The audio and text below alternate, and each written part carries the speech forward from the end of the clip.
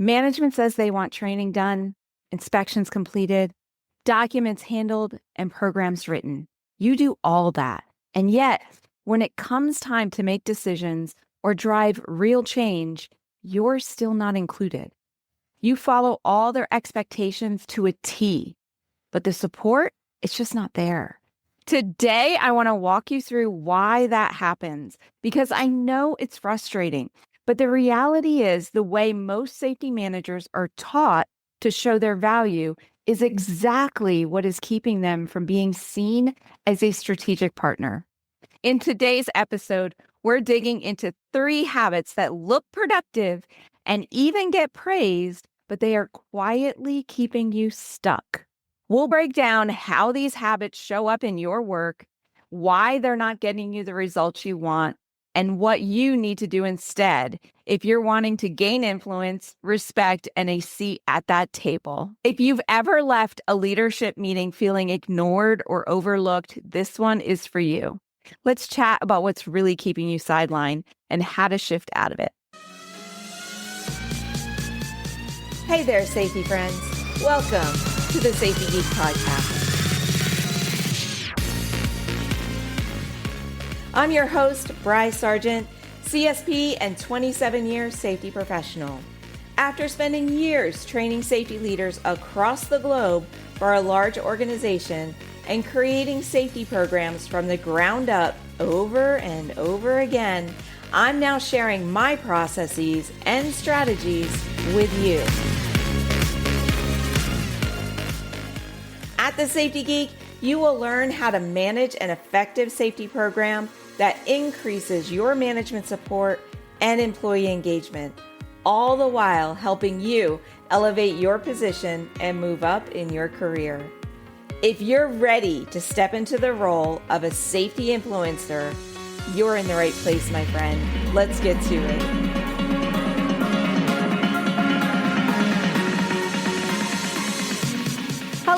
Hello, my safety friends. I am loving the summer weather here. As I am recording this, I can see out my window where my pup Lola is playing, and her kiddie pool is out there that she loves to splash around in and keep cool in the summer heat. And just let me know, am I the only one that spoils their pets? Like, I totally am spoiling this dog. I don't know what has happened to me over the past couple of years, but I had a Chihuahua that I had for 12 years, and he got really, really sick. And I kept him healthy as long as I could until we finally had to put him down because he had some brain issues going on. And that just killed me. And after he passed, I just became obsessed with animals. I have no idea what happened to me, but now I have Lola and I totally spoil her to death. So hopefully you guys don't mind. It seems like every episode I'm talking about pets. So that's what's going on. But let's get to it. This is part 3 in our series about shifting from being that compliance checker or that safety auditor to becoming an influential safety leader your organization truly needs. And today we're talking about one of the biggest roadblocks in that transformation, the difference between meeting expectations and becoming a strategic partner. So many safety managers are doing what their leadership is asking them to do, and they're doing it very, very well. But the results are just not translating into respect or authority or influence. So today we're going to get into why that is, and more importantly, how you can start showing up differently without working harder or waiting for somebody to give you permission, because it is not about your title, my safety friend. So let me ask you something. Have you ever walked into a leadership meeting feeling prepared and confident and then left feeling invisible? You bring the data, you talk through the numbers, you share your training updates and your inspection reports, but instead of being seen as a thought leader, it feels like you're just there to check a box. Like, yep, we got our safety person. And it starts to feel like nobody actually cares about safety other than you. Like, they're just meeting the requirements just by having you there. And that's gutting because you do care. You care about your job. You care about the results you're creating. and you're doing the work and you're trying so hard to protect people, but the way you're being taught to present your work isn't translating into that kind of respect and influence that you deserve. And that's what we're digging into today. Those habits that you've been taught seem like really good safety practices. And honestly, it's what a lot of people in our industry are doing, but they are actually just reinforcing the idea that you're just an admin. You're not a strategic leader. So let's walk through three big ones. So mistake number one is using safety jargon in leadership conversations. So we think that using big technical terms and acronyms and citations and all that shows that we know what we're talking about. We may think that it's building credibility, but here's the thing. If the people in the room don't understand what you're saying, they will tune you out. And when you sound too technical, they stop seeing you as somebody that they can collaborate with. And they start seeing you as a compliance person or the rule enforcer. And your message just doesn't land. So what you need to do instead is translate your expertise into their language. You need to think like a chief operating officer or an operations manager. What do they care about? And instead of saying, well, 1910 178 P1 requires powered industrial trucks to be yada, yada, yada. Instead, you say, we're running the inspections to prevent breakdowns that could delay shipments or injure workers. We're being proactive, right? Make safety make sense from a business perspective, and that's what builds influence. And I saw this happen one time where I was in a meeting where a C-level executive was presenting to the entire leadership team, and he was using these overly complex business terms and acronyms. And honestly, half of what he said went right over people's heads. And nobody stepped up to ask for clarification. And that happens because people don't want to feel like they're the only ones that don't know what is being said. Everybody just kind of nodded along and pretended to understand because they didn't want to look like the only ones in the room that didn't get it. And afterwards, one of the department heads leaned over to me and he said, I have no clue what that was about. And that moment stuck with me because I felt that way too at the meeting. And on top of it, I hated to have meetings with this person because that was the way he always talked. He talked over people like he was smarter and knew more of these big terms. And he never seemed like a partner. And another reason why it stuck with me so much is that this is exactly what happens when we speak in safety jargon, right? You lose the entire room and nobody tells you and they just tune you out. So one of the tricks that you can do to prevent this is to make sure that you're always speaking at a 5th or an 8th grade level. And you might be like, wait, I graduated. I have a college degree. I'm not speaking at a 5th or 8th grade level. Well, the reason why you do that is because that way it's easier to understand and there's more clarity. There's a lot of things going on in people's minds as you're in this meeting and sharing information. And there's a lot of distractions in our world right now. So the more complex you're making things, it's harder for them to stay in tuned with it. So if you can make it really simple, then it's easier for them to get on board and to understand it. And then anytime you do have to use an acronym, always explain what that acronym is until it becomes commonplace in your entire audience. All right, now mistake number 2, obsessing over incident rates. Now look, incident rates are super easy to track. They give us measurable data, and yes, they are important, but they are not enough. And when you build your whole strategy around incident numbers, you're focusing on what has already happened. They are lagging indicators, and they don't change fast enough to guide decision making. Week over week and even month over month, they look exactly the same.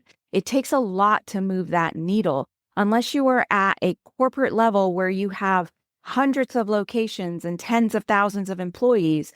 Incident numbers do not change week over week or month over month. And leadership can't tell if their actions are actually making a difference or if anything does need to change. And more to that, they don't tell the whole story of what you're doing to proactively create a safe work environment. The results, leadership will just tune them out because the numbers don't feel actionable, or they think, well, our rates are low. We don't need to do anything different, right? And you want to shift that narrative, because once you get past the low-hanging fruit, or you get to an incident rate that is below industry standard, you want to keep going, but they may see it as that's low enough. We don't need to do anything extra. So instead, you want to talk about trends. You want to talk about leading indicators, which are the behaviors that people are doing out there. You want to talk about engagement and culture and actions that are being taken. You want to tell stories of what's working and the impact that it's having on the business, as well as the safety results. So here's a tip. Always lead with your leading indicators. So whenever you're presenting to leadership, they're going to always remember the first thing you said and the last thing you said. So you want to start off and you want to end off with proactive metrics and the actions you're taking to improve them. And then in the middle of your presentation, that's where you can put the lagging indicators. That way, the focus stays on what you're influencing and not just what has already happened. And that's how you demonstrate to leadership what you are doing. Now, mistake number 3 is drowning in documentation. Look, you've got training rosters and quizzes and sign-off sheets and inspection logs and acknowledgement forms, and the list goes on and on. And you have been told that documentation protects you, that if you didn't document it, you didn't do it, and that if something goes wrong, you can point to the paperwork. But let's be honest with each other. Most of it ends up just in a filing cabinet or a digital folder, and it is never seen again. And honestly, the chances of OSHA or a third-party auditor ever needing an exact piece of documentation are pretty small in the grand scheme of things. And it eats away at your time and it fills your day. It looks productive from the outside, but it's not building influence. It's not reinforcing the idea that you're not an admin, that you're a strategist. Now, I'm not saying get rid of documentation completely, because it does have its place, but we need to ask, is the documentation being used to make better decisions? Is it improving safety performance, or is it just for show? So your goal is to document what matters and to use it as a tool and not a shield, right? And focus on what supports coaching, decision-making, and strategic insights. So that's where you really want to spend a lot of time if you're documenting things. Anything else, try to simplify that documentation. I do know we need to have training records. I get that. But maybe you don't need to do a quiz with everything. Maybe you don't need an individual acknowledgement form for everybody. Maybe you don't need to spend your time filing it away in individual employee files, and instead just scan it. So that way you just have it, right? And you can use a search index to find what you're looking for. So just simplify your documentation if you can't let go of it completely. So here's the bottom line. You're not being ignored in those leadership meetings and being treated like you're invisible because you don't care or because you're not doing enough. You're being sidelined because of the way you've been trained to communicate and work, and you're reinforcing the wrong image. You look like a compliance checker or the safety cop or the admin when you're spending all your time documenting things, talking about incidents, and using fancy jargon. You're not the trusted advisor or the leader. But here's the good news. You can start changing this stuff, and you don't need permission to change how you're doing these things. So here are 3 things that you can actually do this week that will start helping you gain that respect that you need to earn that seat in the C-suite. Number 1 is audit your language. The next time you're in a meeting, listen to how you explain your recommendations. Are you using insider language? Are you translating it into business results? Maybe even record yourself on your phone and listen to it later and see how you sound. And then when you're listening to it, listen to it from the mindset of an executive and be like, if I was the executive of the business, how would I take this in? Number 2, rework your metrics. Instead of leading with incident rates, share short stories about proactive improvements you've made and how it's impacted operations. And try not to share the lagging incident rates that often. Maybe only share them every 2 months or every 3 months. Or the more you can spread that out, the better, because they're not going to change that often. So my rule of thumb is I only show lagging rates every 3 months unless I'm asked for them in between. And number 3, simplify your documentation. Pick one document at a time. Look at the documentation coming into you and ask yourself, how can I simplify this? Maybe the simplification is in your filing system. Maybe instead of filing inspection reports in a certain way, you can just scan them all and then save them to a digital folder.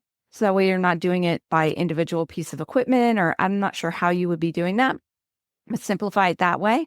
Look at your training rosters or your training documentation, your new hire documentation, your refresher training, your inspection documentation, anything you have, and go, how can I simplify it? Can I turn this into one form? Can I turn this into an easy filing system? And then ask yourself who actually is going to need it and how quickly can I get to it if they do ever need it? And how can you make it more actionable? How can you take that documentation, actually turn it into something that gives you data that can focus your efforts? Now, the good news about all of these tips is that you don't need to have to wait for a promotion or a title change. You can actually start thinking like a strategic leader now. And in next week's episode, we are going to be diving into exactly that, how to step into leadership before anybody ever gives you permission. You got this, my safety friend, and I will chat with you next week. Bye for now. Hey, if you're just getting started in safety, or you've been at this for a while and are hitting a roadblock, then I want to invite you to check out Safety Management Academy.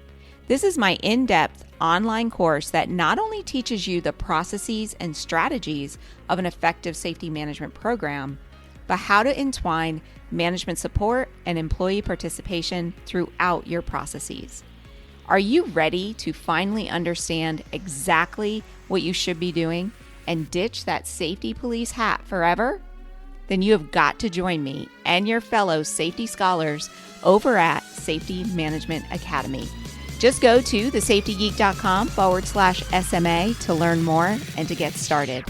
That's thesafetygeek.com/SMA. And I will see you in our next students only live session. Bye for now.